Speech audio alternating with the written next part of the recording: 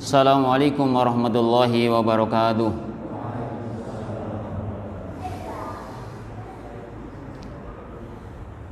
Innal hamdalillah nahmaduhu wa nasta'inuhu wa nastaghfiruh wa na'udzu billahi min shururi anfusina wa min sayyiati a'malina. May yahdihillahu fala mudilla lahu wa may yudlil fala hadiya lahu. Asyhadu an la ilaha illallah wahdahu la syarika lah wa asyhadu anna Muhammadan abduhu wa rasuluh. Allahumma salli wa sallim ala Muhammadin wa ala alihi wa ashabihi wa man tabi'u bi ihsanin ila yaumiddin. Amma ba'du. Kaum muslimin wal muslimat jamaah Masjid Al-Iman Desa Kewayuan rahimani wa rahimakumullahu ajmain. Pertama-tama, marilah kita senantiasa meningkatkan kesyukuran kita kepada Allah Subhanahu wa taala. Alhamdulillah, pada kesempatan malam hari ini Allah Subhanahu wa taala masih memberikan kenikmatan kepada kita, dan kenikmatan yang sangat banyak. Salah satu nikmat yang sangat besar yang kita rasakan yaitu kita bisa berkumpul di masjid yang baru insyaallah untuk sama-sama mengkaji agama Allah Subhanahu wa taala. Kita mohon kepada Allah Subhanahu wa taala, semoga Allah Subhanahu wa taala memberikan kepada kita ilmu yang bermanfaat. Amin ya rabbal alamin. Keduanya, salawat dan salam kita tujukan kepada Nabi kita Muhammad sallallahu alaihi wasallam, juga kepada keluarganya, kepada para sahabatnya, dan kepada orang-orang yang mengikuti sunnah-sunnah beliau sampai hari kiamat. Kaum muslimin wal muslimat rahimani wa rahimakumullahu ajmain. Termasuk nikmat Allah yang sangat besar yang Allah Subhanahu wa taala berikan kepada kita, yaitu Allah Subhanahu wa taala menurunkan Al-Qur'an. Allah Subhanahu wa taala mengutus Nabi Muhammad sallallahu alaihi wasallam. Ini adalah merupakan nikmat yang sangat besar, di mana dengan Al-Quran kita dituntun menuju jalan yang lurus. Karena Allah mengatakan, "Dzalikal kitabu la raiba fih hudal lil muttaqin." Inilah kitab yang tidak ada keraguan di dalamnya, petunjuk bagi orang yang bertakwa. Maka kesempatan pada malam hari ini kita akan kaji tentang Al-Quran adalah sumber pembersih jiwa. Al-Quran adalah sumber pembersih jiwa. Di antara sebab yang menjadikan bersihnya jiwa kita adalah dengan kita membaca Al-Quran,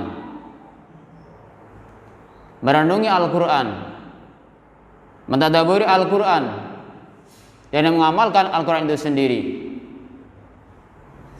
Oleh karena itu Allah Subhanahu wa taala telah berfirman di dalam surat Ali Imran ayat yang ke-164. A'udzu billahi minasy syaithanir rajim. Laqad manallahu 'alal mu'minina idh ba'atha fihim rasulan min anfusihim yatlu 'alaihim ayatihi wa yuzakkihim wa yu'allimuhumul kitaba wal hikmata wa in kanu min qablu lafi dhalalin mubin. Laqad manallahu 'alal mu'minin. Sungguh Allah Subhanahu wa taala telah menganugerahkan kepada orang-orang beriman. Kepada siapa? orang-orang yang beriman. Laqad manallahu 'alal mu'minin idz ba'atsa fihim rasulan minhum rasulan min anfusihim tatkala Allah Subhanahu wa taala mengutus seorang rasul dari kalangan mereka sendiri. Idz ba'atsa fihim rasulan min anfusihim. Apa rasul tugasnya? Yaslu alaihim ayatihi, membacakan kepada mereka ayat-ayat Allah Subhanahu wa taala. Rasulullah sallallahu alaihi wasallam membacakan kepada mereka ayat-ayat Allah Subhanahu wa taala. Wa yuzakkihim, dan membersihkan mereka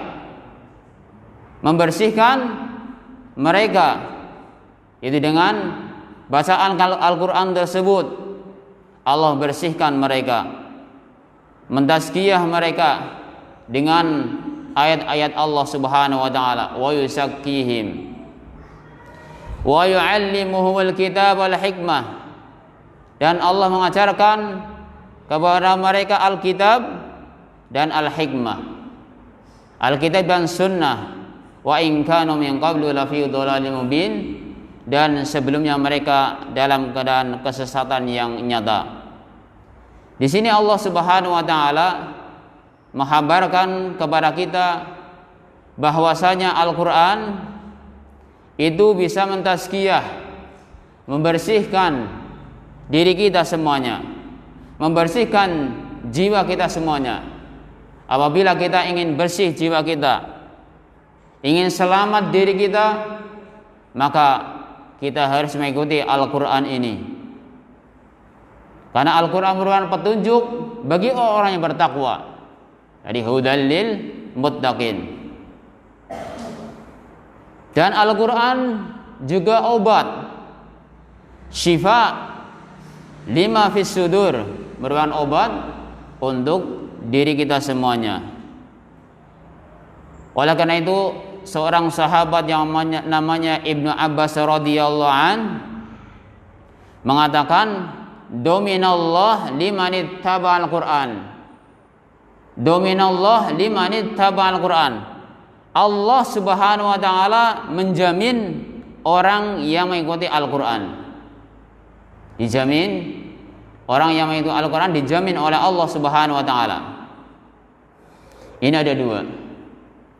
Ada dua disebutkan di sini. Yang pertama, alla yadilla fid dunya. Alla yadilla fid dunya, orang yang mengikuti Al-Qur'an. Orang yang ittiba kepada Al-Qur'an, dia tidak akan sesat. Tidak akan sesat di mana? Di dunia. Tidak akan sesat di dunia. Alla yadilla fid dunya wala yashqa fil akhirah. Yang kedua, orang yang mengikuti Al-Qur'an tidak akan celaka di akhirat. Saya yakin semuanya ingin selamat di dunia. Dia ingin jalannya lurus.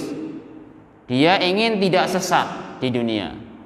Saya yakin jamaah aliman semuanya, saya pribadi dan semuanya ingin selamat semuanya. Tidak ingin sesat di dunia. Ini Ibnu Abbas mengatakan, dominallah limanittaba'al Qur'an alla yadilla. Allah Subhanahu wa taala menjamin orang yang mengikuti Al-Qur'an tidak akan sesat. Di mana? Di dunia. Alla yadilla fid dunya wala yashqa fil akhirah, dan dia tidak akan celaka di akhirat. Dia akan celaka di akhirat ketika dia mau mengikuti Al-Qur'an. Nah, Al-Qur'an adalah petunjuk bagi orang-orang yang bertakwa. Kita berusaha kembali kepada Al-Qur'an, dan Al-Qur'an tadi adalah merupakan pembersih jiwa kita, obat untuk kita semuanya. Dan Ibnu Abbas membawakan ayat, faman ittaba'a hudaya fala yadillu wa la yashqa. Faman ittaba hudaya fala yadillu wala yashqa. Maka barang siapa yang mengikuti petunjukku, mengikuti petunjuk Allah Subhanahu wa taala, fala yadillu wala yashqa, maka dia tidak akan tersesat. Tidak akan tersesat. Di mana tadi? Di dunia. Tidak akan tersesat di dunia. Wala yashqa, dan tidak akan celaka. Di mana? Di akhirat. Nah, ini harapan kita semuanya. Kita ingin biar jiwa kita bersih, kita selamat, dan kita tidak akan tersesat, maka kembali kepada Al-Quran ini. Dan Al-Quran sebagai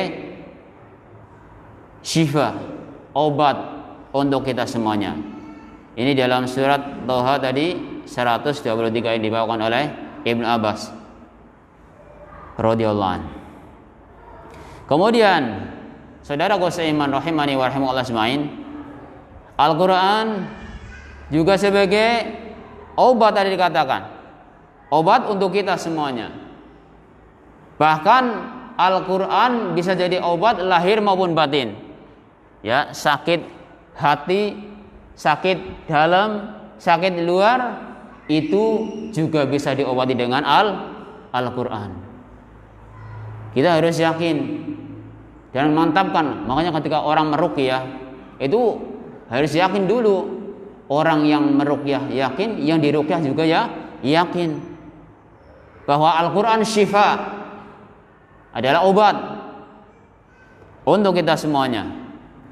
Allah berfirman di dalam surat Al-Isra ayat 82, Ya ayyuhan nasu qad ja'atkum mau'izatum mir rabbikum.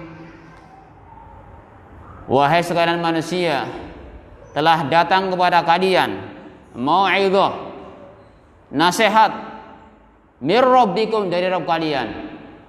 Telah datang kepada kalian mau'izah, sebuah nasihat dari Rabb kalian.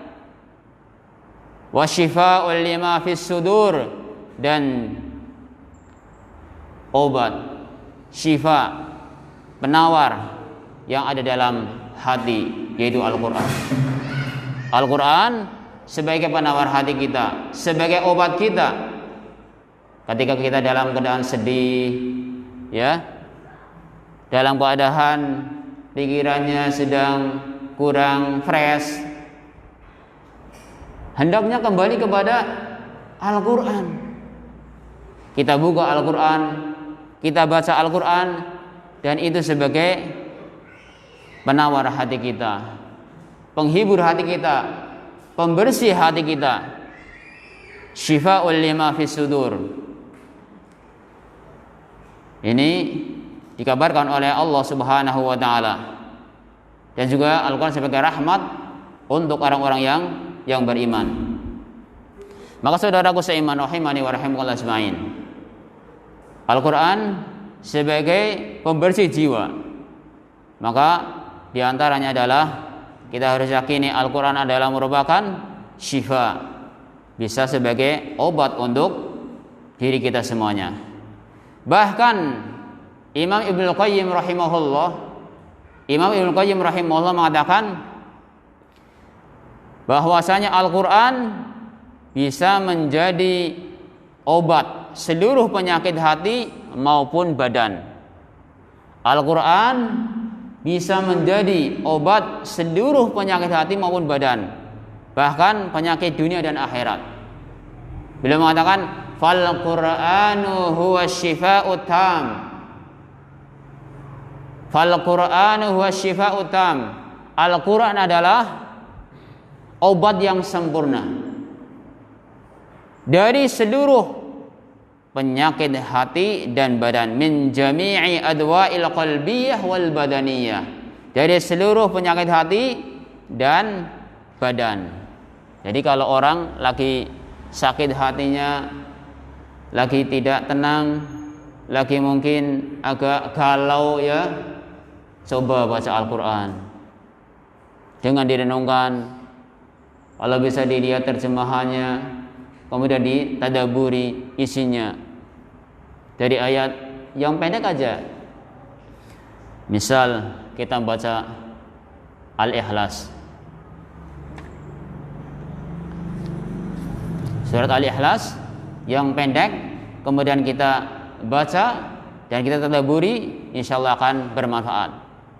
Atau mungkin ketika kita sedih, kena musibah, kita ingat ma asaba min musibatin illa biiznillah, ma asaba min musibatin illa biiznillah. Tidak ada musibah yang menimpa kepada seorang pun ketika dia kena musibah kecuali izin Allah Subhanahu wa taala. Oh iya, tenang. Allah mengatakan, "Wa may yu'min billahi yahdi qalbah." Barang siapa yang beriman kepada Allah, Allah akan berikan petunjuk padanya. Legowo. Hatinya legowo mendengarkan ayat tersebut karena dia baca dan dia pahami dan sekaligus sebagai obat untuk orang tersebut. Bahkan yang mendengarkannya. Atau mungkin lagi frustasi ya. Kita ingat, wala tayasu mir rauhillah. Jangan kadang putus asa dari rahmat Allah. Kita diingatkan, jangan putus asa dari rahmat Allah. Innahu la yayasu mir rauhillah illal qaumul kafirun.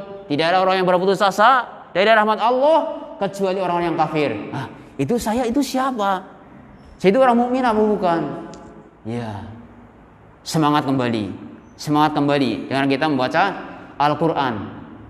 Merenungkan Al-Qur'an, membaca Al-Qur'an. Makanya pantas Imam Ibnu Qayyim mengatakan, "Fal Qur'an huwa syifa'ut tam min jami' adwa'il qalbiyah wal badaniyah."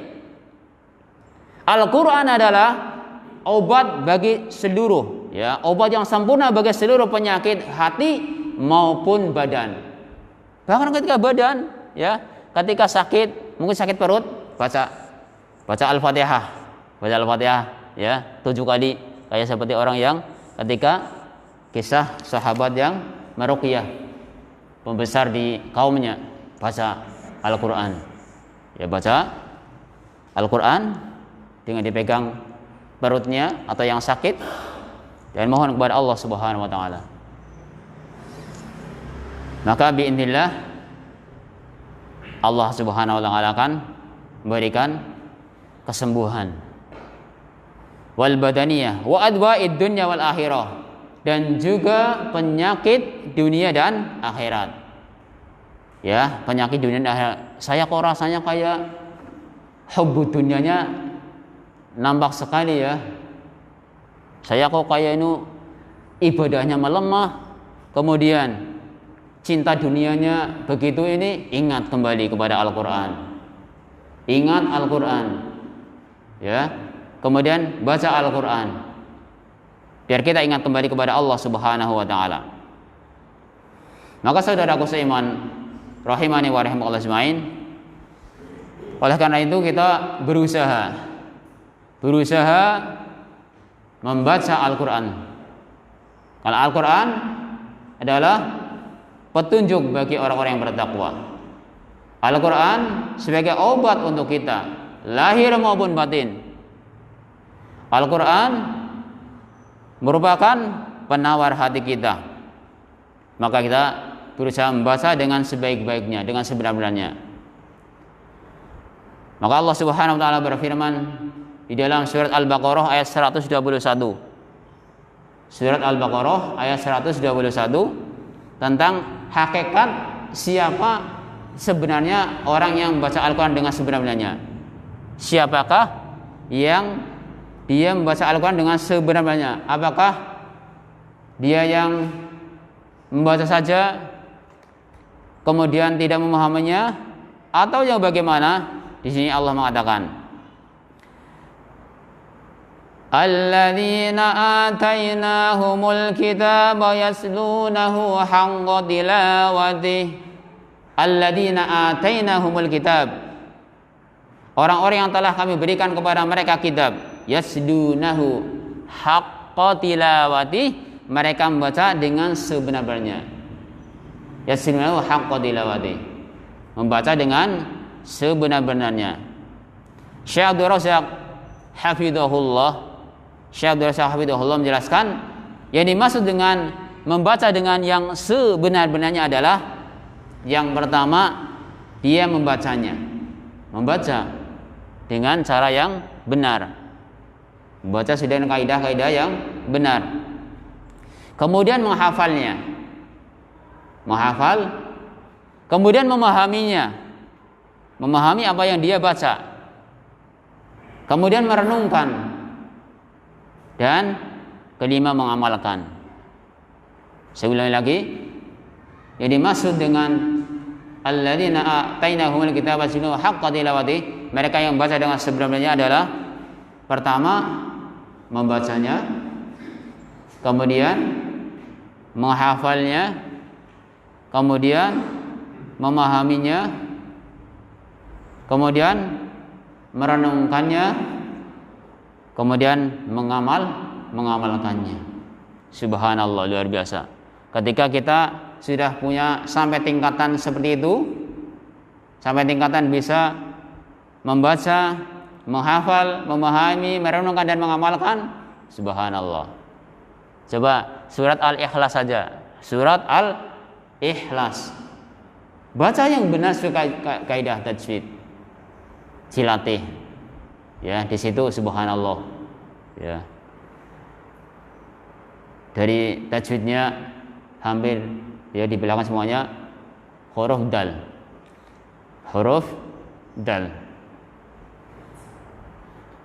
Bismillahirrahmanirrahim.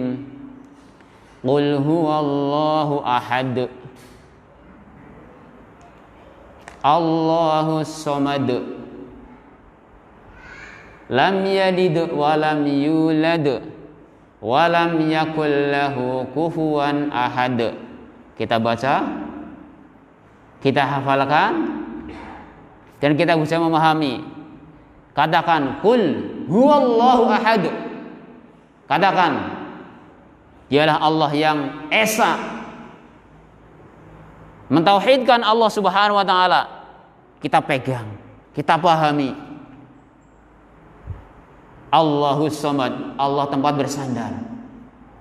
Kita bersandar kepada Allah Subhanahu wa taala. Semuanya dikembalikan kepada Allah Subhanahu wa taala. Lam yalid wa lam yulad, yang tidak beranak dan tidak boleh diberanakan.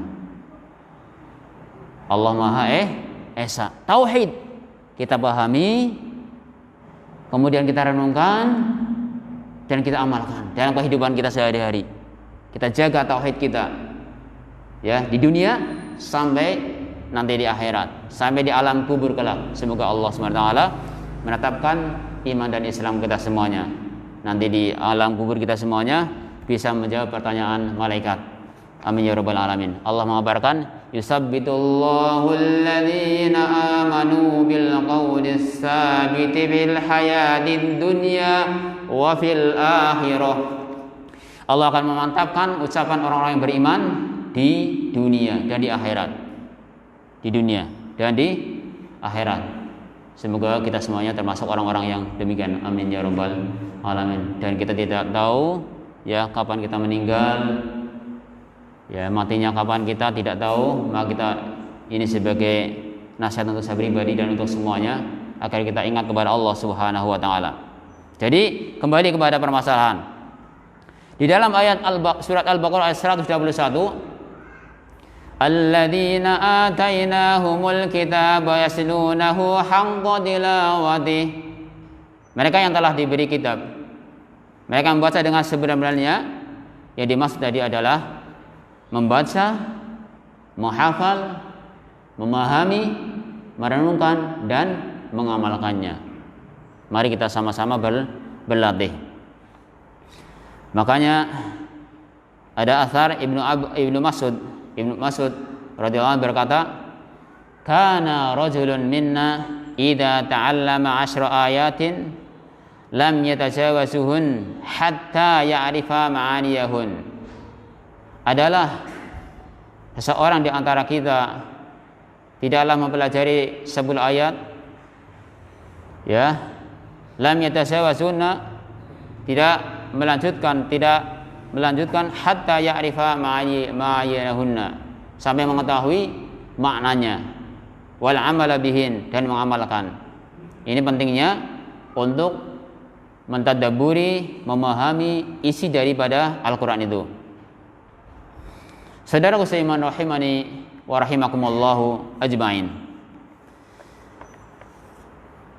Seorang ulama, Al-Fudail bin Iyad, mengingatkan kepada kita tentang pentingnya Al-Quran untuk diamalkan.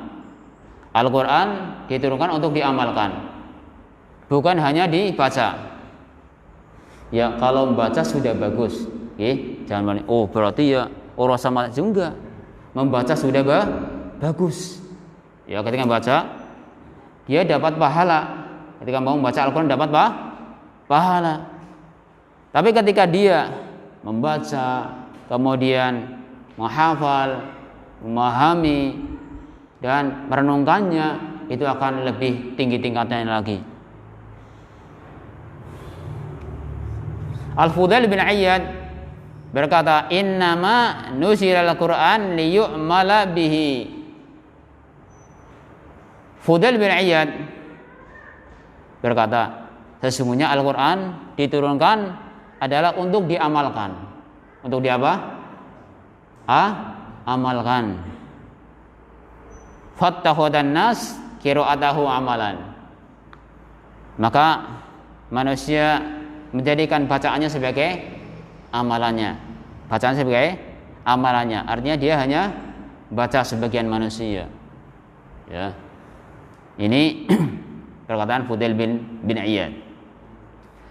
Lebih ini lagi, ya, lebih ngenas lagi kalau sudah punya Al-Quran, terus Al-Qurannya baru, terus diletakkan di rak saja, kemudian jarang disentuh, jarang dibaca. Iya, malah masih melipis ya. Melipis Qur'ane, melipis teman mas. Iya loh, nuku ya bersih, enggak sih? Ya. Kalau masih melipis ya, itu mungkin kurang sentuhannya ya. Nah, maka ketika ada orang yang sudah mau membaca, ya, sudah mau belajar Al-Quran, latihan baca, walaupun sudah tua, ya, walaupun sudah tua, enggak masalah. Ketika dia ingin belajar Al-Quran, membaca Al-Quran, itu merupakan sebuah kebaikan, langkah menuju kebaikan. Ketika dia sampai baca, kemudian apalagi menghafal dan memahami, merenungkan, masya Allah, luar biasa. Masuk padanya, khairukum man ta'allamal Qur'ana wa 'allamahu. Sebaik-baik kalian adalah orang yang belajar Al-Quran dan mengajarkannya. Maka saudaraku seiman rahimani wa rahmatullahi, hal ini sebagai motivasi untuk saya pribadi dan untuk pada semuanya teman-teman untuk kembali ke Al-Quran, membaca Al-Quran, kemudian berusaha menghafal dan memahami, kemudian merenungkan isi dari Al-Quran. Ya, sedikit surat yang kita hafal sambil kita apa sih artinya dilihat. Al-Fatihah, ya, mungkin kalau jamaah aliman sudah ngelotok semuanya, ya. Untuk Al-Fatihah, ya, surat-surat pendek. Tapi ketika Al-Quran diulang kembali, masya Allah, dibaca diulang kembali, masya Allah, itu akan tambah mantap, tambah kuat. Makanya Al-Quran dibaca dari dulu sampai sekarang tidak membosankan, tidak mempuaskan. Bahkan ketika diulang-ulang itu semakin nikmat. Makanya kalau orang hafal Al-Quran, hafalan Al-Quran kok nggak hafal-hafal, jangan sedih. Ya, jangan sedih. Kenapa? Kalian terus dapat pahala. Makanya kita terus luruskan niat kita. Ya, karena Allah Subhanahu wa taala, dan kita mohon kepada Allah Subhanahu wa taala pahala yang besar. Saudara Usaiman rahimani wa rahimakumullahu ajmain.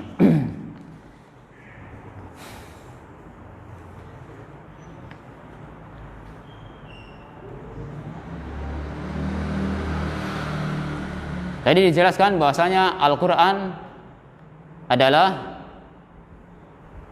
penyembuh atau obat atau syifa untuk diri kita semuanya. Allah mengatakan wa nunazzilu minal Qur'ani ma huwa syifaa'un wa rahmatun lil mu'minin wa la yazidu zalimina illa khasara. Dan kami turunkan dari Al-Quran suatu yang menjadi penawar dan rahmat bagi orang-orang yang beriman. Dan Al-Quran itu tidaklah menambah kepada orang-orang yang zalim selain kerugian. Jadi Al-Quran sebagai penawar untuk kita dan rahmat bagi orang yang beriman.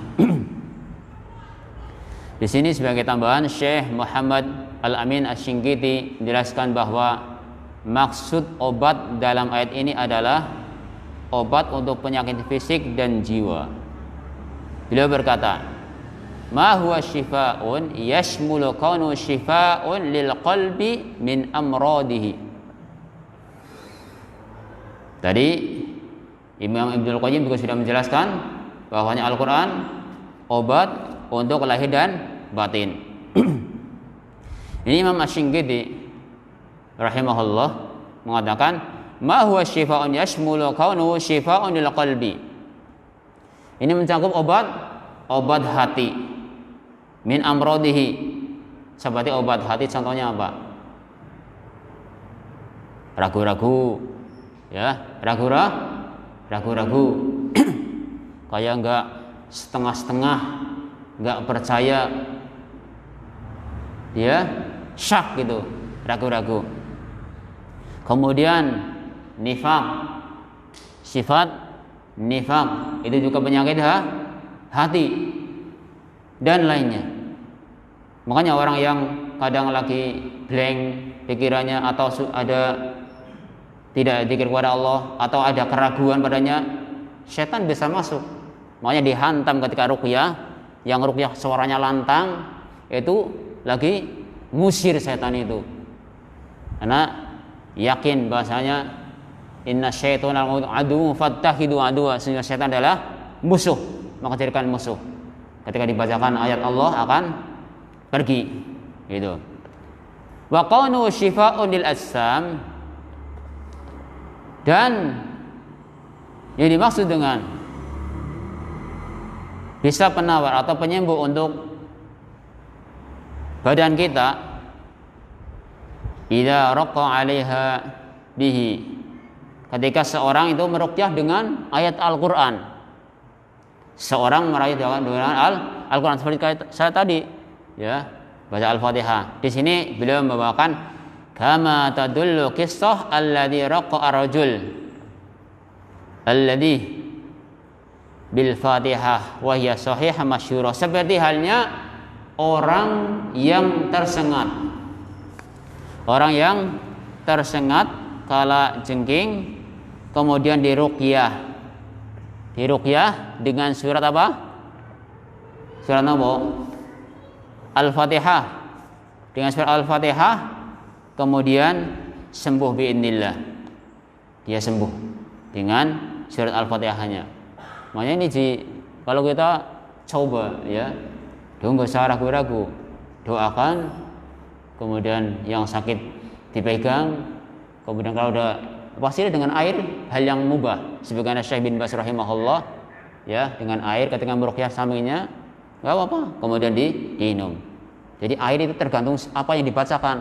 Kalau yang dibacakan jambi-jambi, ya, dermimil, nggak tahu bacaannya, kemudian dikasih air, hati-hati, ya. Tapi kalau jelas bacaannya dari Al-Quran, ya, dari hadis Rasulullah yang jelas, Rasul mengatakan la ba'sa birruqa ma lam takun syirkan. Tidak mengapa kamu meruqyah selama tidak ada unsur kesyirikan. Ini dibaca Al-Quran jelas, ya, Al-Fatihah atau Al-Mu'awwidhatain dan yang lainnya, insya Allah akan berpengaruh. Dan di sini tadi dicontohkan adalah orang yang tersengat kala jengking kemudian disembuhkan. Dalam kisahnya saya bacakan di sini dari Abu Sa'id Al-Khudri bahwa ada sekelompok sahabat Rasul Shallallahu Alaihi Wasallam dahulu berada dalam perjalanan safar, lalu melewati suatu kampung Arab. Kala itu mereka meminta untuk dijamu.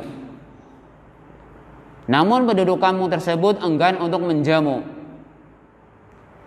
Ya, ketika sahabat Rasulullah SAW mengadakan safar, mampir di sebuah kampung, kemudian ingin dijamu, ternyata masyarakatnya nggak mau menjamu. Penduduk kampung tersebut lantas berkata pada para sahabat yang mampir, apakah di antara kalian ada yang bisa meruqyah karena pembesar kampung tersebut tersengat binatang atau terserang demam? Ini bertanya, ada seorang, ada yang bisa meruqyah enggak? Ini ya, pembesar kami ada yang tersengat binatang, bisa enggak? Nah, di antara para sahabat lantas berkata, iya, ada. Lalu ia pun mendatangi pembesar tersebut dan ia meruqyahnya dengan membaca surat Al-Fatihah. Membaca surat Al-Fatihah. Pembesar tersebut pun sembuh. Bismillah, ketika dibacakan surat Al-Fatihah, dia sembuh. Lalu yang membacakan ruqyah tadi diberikan seekor kambing. Dikasih apa? Hadiah kambing, seekor kambing. Namun ia enggan menerimanya. Dan disebutkan ia mau menerima sampai kisah tadi diceritakan pada Nabi Shallallahu Alaihi Wasallam. Lalu ia mendatangi Nabi Shallallahu Alaihi Wasallam dan menceritakan kisahnya tadi pada beliau. Ia berkata, wahai Rasulullah, aku tidaklah meruqyah kecuali dengan baca surat Al-Fatihah. Rasulullah Shallallahu Alaihi Wasallam lantas tersenyum dan berkata, ketika menceritakan, tadi saya meruqyah, bahkan itu pimpinan di daerah itu. Saya bilang, meruqyahnya hanya surat Al-Fatihah. Berarti mudah apa enggak? Mudah surat Al-Fatihah. Tinggal ketika seorang baca, ya, kadar kita dan yang dibaca, ketika dia dalam keadaan beriman kepada Allah Subhanahu wa taala, insyaallah akan binillah akan berpengaruh semuanya. Maka Rasulullah SAW lantas tersenyum dan berkata, bagaimana engkau bisa tahu Al-Fatihah adalah ruqyah?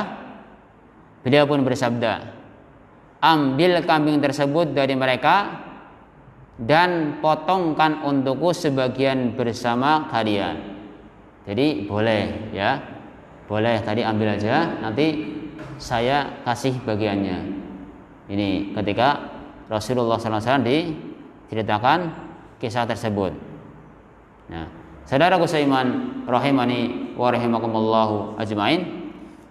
Jadi dari penjelasan yang kami bacakan tadi dari Al-Quran dan dari Asar, dan menunjukkan bahwasanya Al-Quran merupakan sumber pembersih bagi jiwa kita semuanya. Al-Quran bisa menjadi penawar untuk hati kita.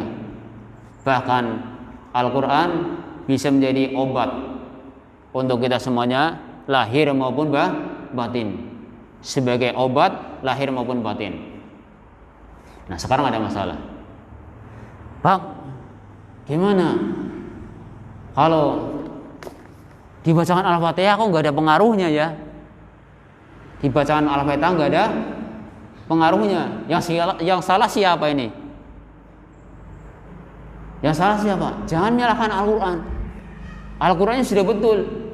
Yang salah atau yang berpengaruh mungkin yang diruqyah dan yang meruqyah itu. Makanya seperti Ustaz Raihanul Bahrain mengatakan, ya, di sini keberhasilan pengobatan dengan Al-Quran sangat terkait dengan keimanan. Kalau tidak sembuh bukan Al-Qurannya yang salah, tetapi keimanan orang yang menggunakan Al-Quran yang kurang. Bisa jadi ada orang yang terlihat soleh tetapi kita tidak tahu keimanannya. Hal ini mencakup baik yang mengobati dan yang diobati. Harus, ya, ada connect. Yang diobati juga orang muslim, orang yang ada sinyalnya. Jadi jika ada orang yang terkena penyakit karena disengat kalajengking, atau ya yang lebih ringan misalnya disengat tawon, kemudian ada yang membacakan Al-Fatihah namun ternyata tidak sembuh, maka jangan salahkan Al-Fatihah jika tidak sembuh, tetapi salahkan tangan lemah yang tidak mahir memegang pedang tajam. Jika iman, amal dan tawakal sebaik Abu Sa'id Al-Khudri tadi, maka kita bisa berharap penyakit tersebut sembuh. Saudara seiman rahimani wa rahimakumullahu ajmain. Ini ketika kita mengobati dan kita berusaha menjaga aturan-aturan Allah Subhanahu wa taala, tentunya biar doa kita diterima oleh Allah Subhanahu wa taala dan berpengaruh. Dan juga yang kita ruqyah, yang kita bacakan juga ada sinyalnya. Maka ada beberapa ayat lain yang juga memiliki keutamaan sebagai obat dari penyakit fisik dan jiwa, misalnya surat Al-Mu'awwidhatain, Al-Falaq, An-Nas, dan ayat kursi untuk mengobati sihir. Selain itu, ya, selain itu masih banyak firman Allah Subhanahu wa taala. Secara umum Al-Qur'an adalah syifa. Adalah syifaul lima fis sudur, sebagai obat penawar dalam diri kita semuanya. Ini jamaah sekalian rahimani wa rahimakumullah ajmain, tentang pembahasan bahwasanya Al-Qur'an adalah sumber pembersih jiwa. Tadi kita sebutkan yang pertama di dalam surat Ali Imran ayat 164. Surat Ali Imran 164 tentang bahwasanya Al-Qur'an itu bisa membersihkan jiwa. Kemudian perkataan Ibnu Abbas radhiyallahu anhu yang mengingatkan kepada kita bahwasanya Allah akan menjamin orang yang mengikuti Al-Qur'an, dia tidak akan sesat di dunia dan tidak akan celaka di akhirat. Kemudian Allah mengingatkan juga bahwasanya telah datang kepada kita yaitu nasihat dari Rabb kalian, yaitu Allah Subhanahu wa taala, dan syifa, obat untuk hati-hati kesemuanya, yaitu Al-Qur'an dalam surat Al-Isra ayat 82. Kemudian perkataan Ibnu Qayyim rahimahullah yang menjelaskan bahwasanya Al-Qur'an, coba siapa yang ingat perkataan Ibnu Qayyim tadi?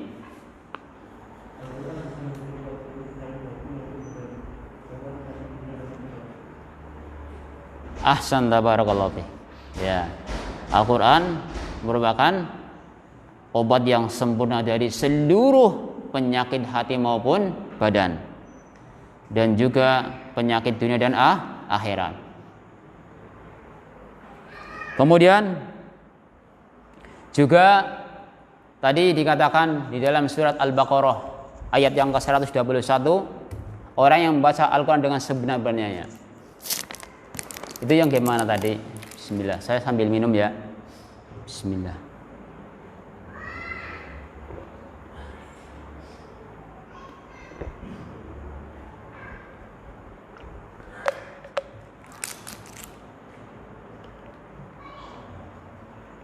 Tapi nggak ada hadiahnya ya.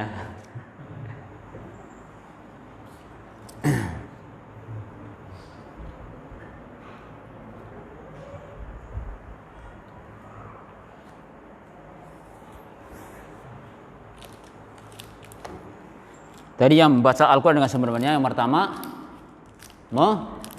membacanya, yang kedua menghafalnya, yang ketiga memahaminya, kemudian yang keempat merenungkan, yang kelima Masya Allah, semoga Allah memudahkan kita semuanya.